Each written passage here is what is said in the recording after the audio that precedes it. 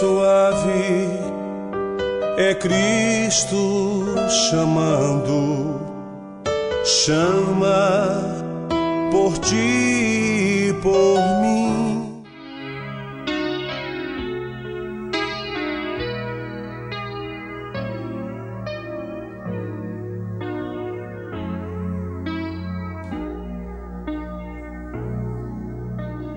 Eis-me aqui, ao teu altar me entrego, eis-me aqui, sem vacilar me achego, eis-me aqui.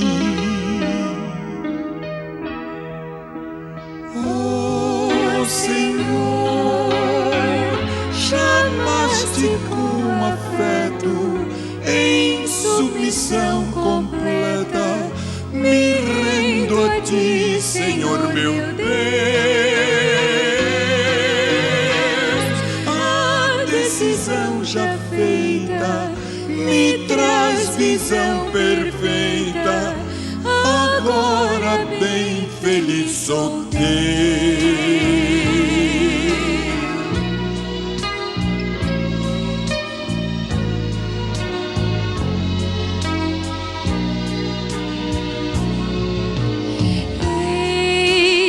Aqui, dirige minha vida, eis-me aqui, fiel serei na lida, eis-me aqui. Oh Senhor, serei por ti usado, conforme o teu mandado, em teus caminhos seguirei.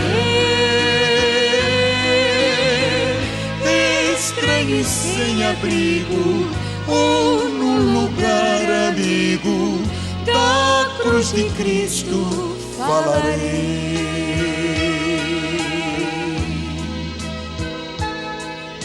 Eis-me aqui,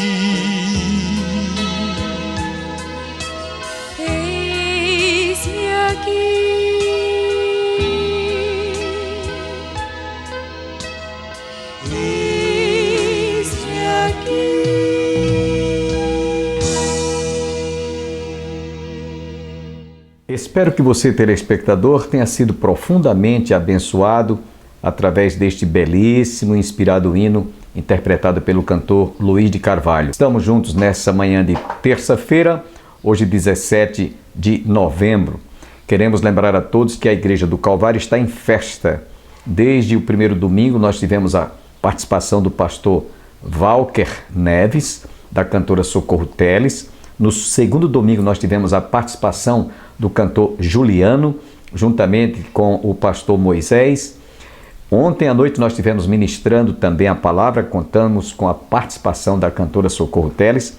No próximo domingo será o pastor Manuel, juntamente com o presbítero Ângelo, louvando a Deus com hinos dos salmos e hinos. E no encerramento teremos uma festa apoteose, que é o aniversário da igreja, 49º aniversário. O coral Saracali estará louvando a Deus pela passagem do 40º aniversário e também o centenário do congregacionalismo aqui em Campina Grande, na Paraíba, além dos 503 anos da Reforma Protestante. De sorte que nós, este ano, comemoramos essas celebrações alusivas a esses históricos momentos: Reforma Protestante, história do congregacionalismo na Paraíba, história da Igreja do Calvário, história do Conjunto Coral Saracali. Festa belíssima, portanto, você que ainda não participou, está cordialmente convidado com a sua respectiva família. Quero lembrar também a todos que nós ainda estamos naquela fase de eleições, naquele clima de eleições, né? Em algumas cidades vai haver segundo turno e precisamos de orar para que Deus abençoe os futuros prefeitos, juntamente com a Câmara dos Vereadores, para que eles sejam bons administradores e trabalhem realmente em benefício de cada cidade, para o crescimento e o progresso de cada cidade, de cada município.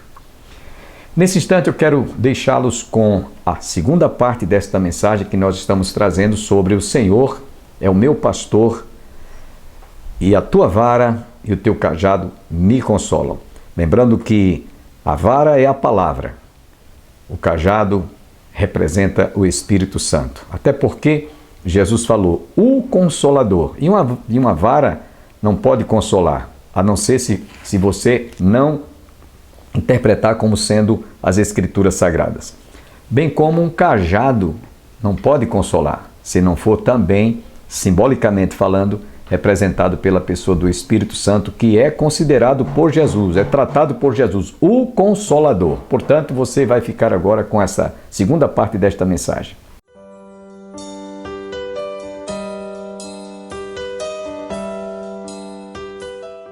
Instrui o menino, ele diz no verso 6, no versículo 15, a estutícia está ligada ao coração da criança, mas a vara, a palavra, afastará dela esse sentimento de desobediência, de insubordinação. Por isso, por essa razão, nós vamos encontrar o apóstolo São Paulo, que aliás eu quero até dizer, o nosso irmão dirigente leu, né, o diácono Lancaster, leu hoje à noite, 2 Timóteo. Eu nem sabia que ele ia ler, nem ele sabia que eu ia falar sobre a vara, sobre o aspecto, e citar inclusive Timóteo. Mas está aqui, para que vocês, mais uma vez, ouçam o que já foi lido. Paulo escrevendo a 2 Timóteo, capítulo 1, verso 3, assim que ele diz: dou graças a Deus, a quem desde os meus antepassados sirvo com consciência pura, porque sem cessar me lembro de ti nas minhas orações, noite e dia, pela recordação que guardo de tua fé sem fingimento, a mesma que primeiramente habitou em tua avó Lóide e em tua mãe Eunice. Ou seja, a avó e mãe instruíam o jovem Timóteo na vara, na palavra. Por isso que Timóteo, quando ficou adulto, foi um grande baluarte, um grande parceiro, um grande auxiliar, um grande ajudador no ministério do apóstolo São Paulo. Porque desde a mais tenra idade, inclusive Paulo diz isso, sabe as sagradas letras que podem tornar-te sábio. O que é que nós estamos ensinando aos nossos filhos? A quem nós estamos entregando os nossos filhos hoje? A internet, que está estragando a mente de muitas crianças, desvirtuando totalmente o comportamento, com ideologias de todo tamanho, de toda natureza. E aí nós consagramos os nossos filhos quando é pequeno, quando é criança, quando são crianças, e quando eles tornam adultos, a gente quer que ele continue firme. Quando eles eram crianças, nós tínhamos condições de conduzi-lo, atravessarmos a rua segurando na mão dele bem forte, para ele não ser acidentado. Mas quando eles crescem, e quando eles dizem, eu sou dono do meu nariz, aí é diferente. Mas se você instruiu desde pequenininho, desde a mais tenra idade, como fez a avó de Timóteo e a sua mãe Eunice, a avó Lóide, você vai ouvir isso que Paulo descreve: pela recordação que guardo da tua fé sem fingimento, a mesma que primeiramente habitou em tua avó Lóide e em tua mãe Eunice, e estou certo de que também em ti. Lembrando que a fé vem pelo ouvir a vara, a palavra. Por isso Paulo ainda, mesmo livro de Timóteo, capítulo 3, versos 14 a 16, diz: tu porém permanece naquilo que aprendestes, de que foste inteirado, sabendo de quem aprendestes, e que desde a infância sabe as sagradas letras que podem tornar-te sábio para a salvação pela fé em Cristo Jesus. Isso aqui que eu estou falando para vocês é sobre a vara, ainda é sobre a vara. Irmãos, eu não vou me estender muito, porque eu quero entrar hoje no cajado. O cajado tem uma lição profunda, como Deus falou no meu coração. Então, a tua vara, meus irmãos, lembra a vara de Arão, a vara de Moisés. Que vara é essa, pastor? A palavra. Está claro? É a palavra. Essa é a vara de Deus, a palavra. E aí, meus irmãos, nós não podemos deixar de ter o nosso sumo pontífice pastor das nossas almas, Jesus Cristo, nos mostrar, nos instruir, nos ensinar tudo que Ele mesmo deixou para o nosso ensino. Vou ter que correr que o menino ali já me deu um sinal. Vamos entrar no cajado hoje. Tinha muita coisa ainda para dizer, mas senão a gente vai tornar-se muito prolixo. Por que que Davi disse: a tua vara e também o teu cajado me consolam? Sabem por quê? Porque a mesma função desta ferramenta de trabalho do pastor, que chama-se vara, também cajado tem o seu sentido. Vocês já ouviram, eu falei isso para vocês há pouco, vocês já ouviram uma vara consolar alguém? Obviamente que não, pastor. Eu pergunto também, vocês já ouviram um cajado consolar alguém? Agora eu peço que você mostre aí o cajado, por favor. Vocês já ouviram essa figura desse pastor com um cajado na mão? Mesmo que, como ele usa a vara, agora um cajado, enquanto ele está, pronto, esse cajado. Me diga uma coisa, a vara está aí, não consola ninguém, não traz consolo, porque é uma vara. Mas lembrando que a vara, simbolicamente falando, é um silogismo da palavra. A vara é a palavra. E o cajado, pastor? Quem já viu um cajado consolar alguém? Você já viu? Ninguém. Sabem de quem ele está falando, irmãos? Não é possível que vocês não tenham pensado e rapidamente me deem a resposta. Quem é o consolador da igreja? Quem é o consolador da igreja? Amém? Cajado está falando da pessoa do Espírito Santo, o qual Jesus, quando foi assunto aos céus, disse: convém que eu vá, porque se eu não for, o Consolador não virá. É preciso que eu vá, para poder o Consolador vir. Então o seu cajado me consola, irmãos.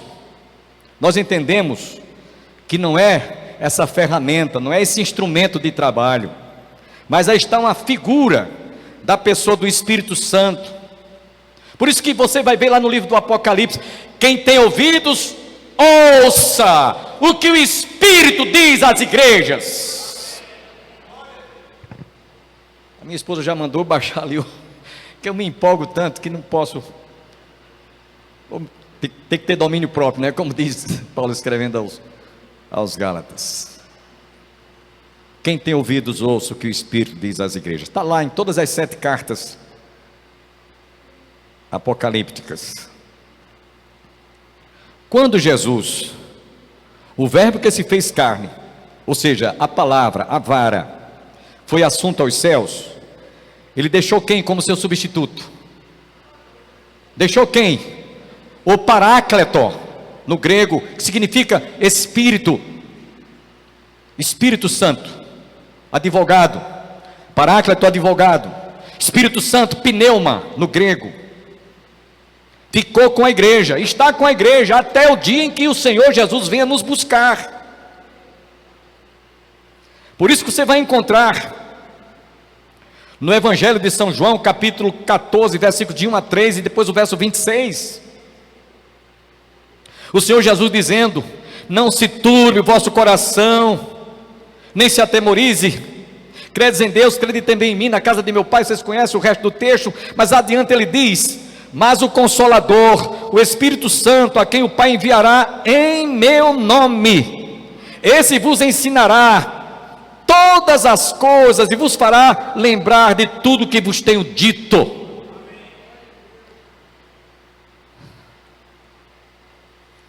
Agora eu quero que vocês viajem comigo para o Velho Testamento.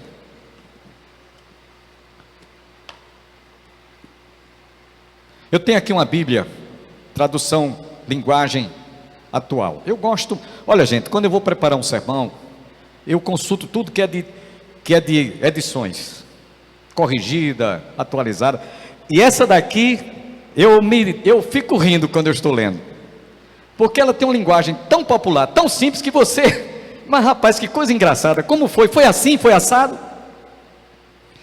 Então quero que você acompanhe comigo a história de Judá. Ele era pastor.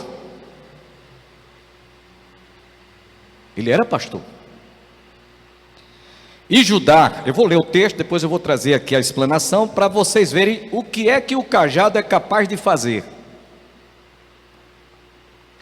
Eu vou ler o texto nessa linguagem popular. Gênesis 38. Por esse tempo, Judá saiu de casa, mudando para Adulã. Lá ficou morando na casa de um homem chamado Ira. Logo ficou conhecendo a filha do cananeu, que chamava-se Sua, S-U-A, era o nome dela. Ele casou-se com ela. O casal teve 3 filhos, Onã e Selá. Quando nasceu Selá, a família estava morando em Quezibe. O nome de foi escolhido pelo pai e os outros 2 pela mãe. Quando o filho mais velho, cresceu, Judá arranjou casamento para ele com uma jovem chamada Tamar. Como, porém, levava uma vida perversa, esse camarada, ele era um ficha suja, levava uma vida perversa, mesmo tendo conhecimento da palavra, da vara. Levava uma vida perversa aos olhos do Senhor. O Senhor mesmo o matou. Eu não vou entrar aqui no mérito da questão, porque se eu fosse falar só sobre isso aqui, eu ia para o Novo Testamento, voltar para o Novo Testamento, e eu só quero lembrar que aqui Paulo diz, escrevendo 1 Coríntios capítulo 11, falando da ceia do Senhor, por inspiração do Espírito Santo. Aquele que comer o pão e beber o vinho do Senhor, o cálice do Senhor, come e bebe juízo para si. Eis a razão por que entre vós muitos fracos e doentes, e muitos que já dormem. Não brinque de tomar a ceia do Senhor indignamente, quando celebrarmos. Então Deus tirou a vida desse camarada chamado porque ele era perverso. Então disse Judá a Onã, irmão de o segundo filho dele: case com Tamar, conforme as nossas leis, que lá em Deuteronômio capítulo 25, verso 5, diz que quando uma mulher ficava viúva, para suscitar filhos ao morto, ele deveria desposar, o irmão deveria desposar a viúva para suscitar filhos ao morto. Então veja o que é que esse camarada fazia.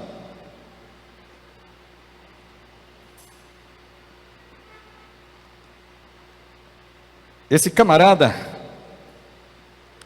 ele tinha o seguinte comportamento: Onã, porém, não queria ter filhos que não tivessem o nome dele.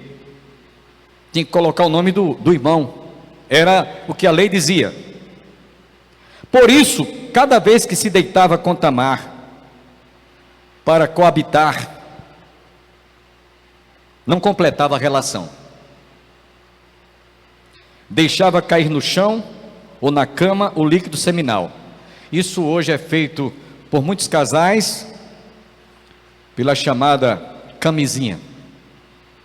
Estou falando coisas claras para que você entenda. Ele não completava no momento que estava se relacionando com a sua mulher. Deixava cair no chão ou na cama o líquido seminal. Fazia isso para não dar descendentes ao finado irmão dele. Deus reprovou essa atitude e matou Onã também. Gente, não obedecer essa vara aqui, se prepare, que vem repreensão, vem disciplina, vem tudo que você imaginar da parte do Senhor. Como pastor, Eu quando, disse até a vocês, quando eu vejo um servo do Senhor, uma família, alguém passando por uma prensa ou por uma reprimenda, eu digo, Deus ama tanto esse irmão, Deus ama tanto essa família, Deus ama tanto essa irmã que Deus repreende, Ele castiga quem Ele ama, quem Ele recebe por filho. Logo, o escritor da carta aos Hebreus, no capítulo 12, diz, se não estáis debaixo de disciplina, não sois filhos, mas bastardos. Vamos voltar aqui para a história de Judá. Deus reprovou essa atitude e matou Onã também. Disse Judá à sua nora, Tamar, que não se casasse com ninguém. Vá para a casa dos seus pais e espere que Selá, meu filho, cresça. Disse ele. Então ela se casará com você. Mas a intenção de Judá era evitar que acontecesse com o caçula o que tinha acontecido com os demais irmãos dele. Já pensaram? Por ter esse receio, Tamar voltou para casa dos seus pais, os pais dela.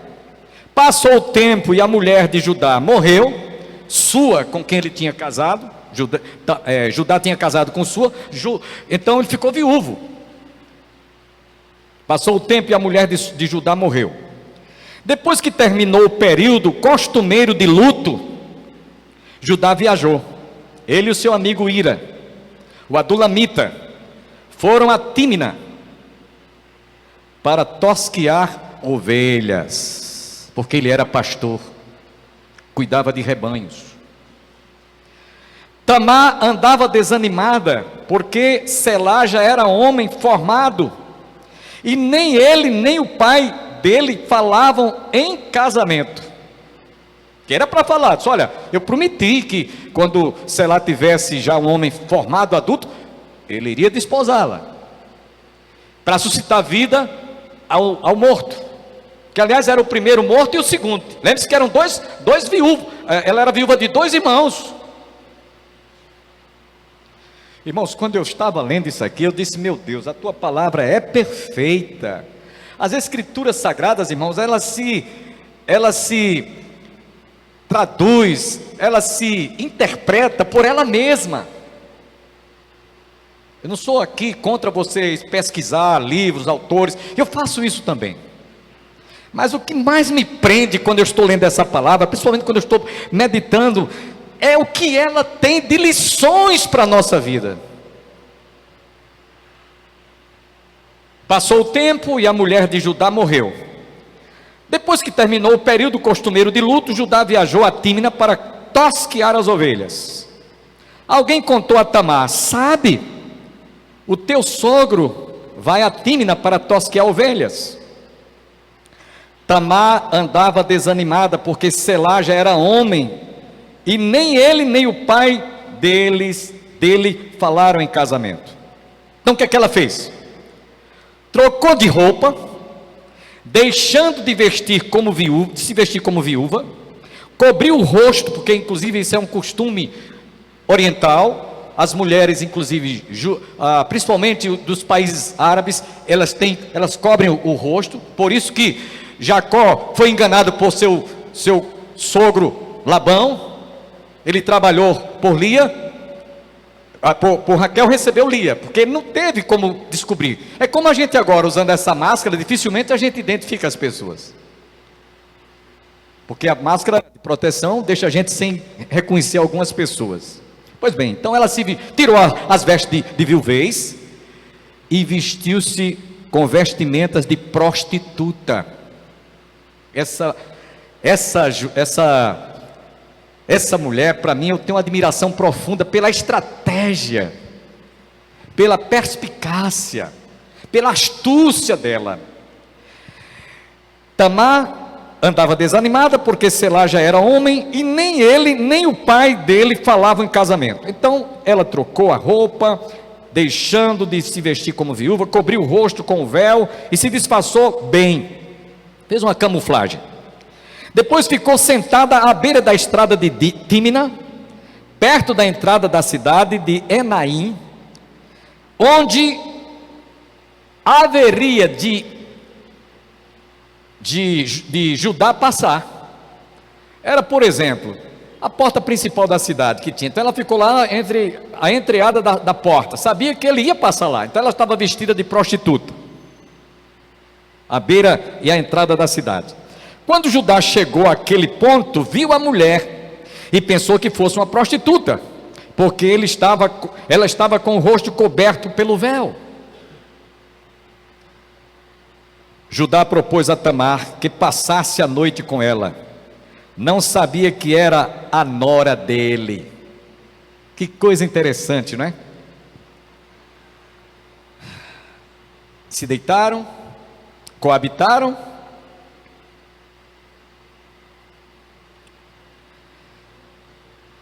E na hora dela receber o cachê, o salário por uma noite, para dar prazer ao seu próprio sogro, ele perguntou: quanto você me pagará? Ela perguntou: quanto você me pagará? Perguntou ela. Aí ele disse: mandarei a você um cabrito do meu rebanho. Respondeu ele.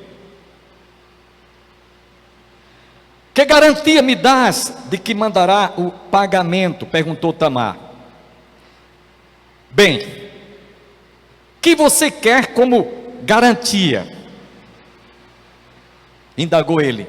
O que é que você quer por garantia que eu não vou lhe enganar? Ela foi muito astuta. Ela disse: eu quero o seu selo de identificação com cordão e o seu cajado. Um transilim, vamos pensar aqui, de ouro, e lá no seu peito um selo que eles usavam quando eles iam assinar algum compromisso, era como se fosse um carimbo. Amanhã, telespectador, você está convidado a continuar conosco para ouvirmos a conclusão dessa mensagem devido ao tempo que foi embora. Desejo a todos um bom dia, divulguem o nosso programa. Algumas pessoas estão nos procurando saber se o programa saiu do ar. Nós deixamos de ser exibido no canal 11 por conta dessa pandemia.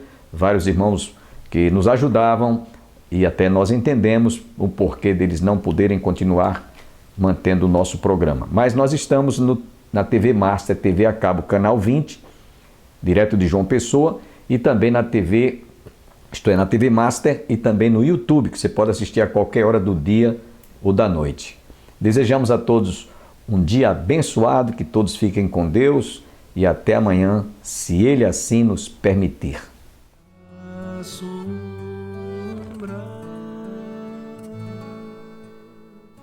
Pega a sanfona, traz a viola, toca rapé, colerê, chama os tambores e os tocadores pra nossa festolara.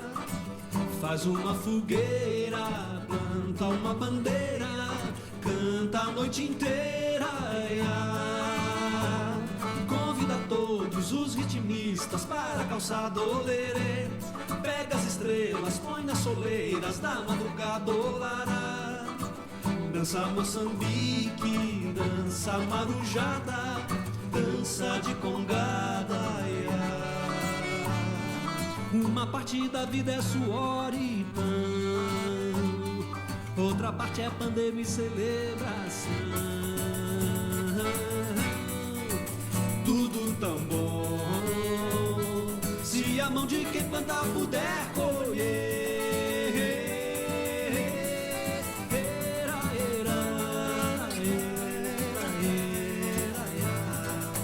Além dos limites do próprio corpo, pôr o pé nas fronteiras do nosso chão, palma a palma alcançar com algum esforço o esboço de outra palma, ver o riso pousado em cada rosto, ter o gosto de reaprender a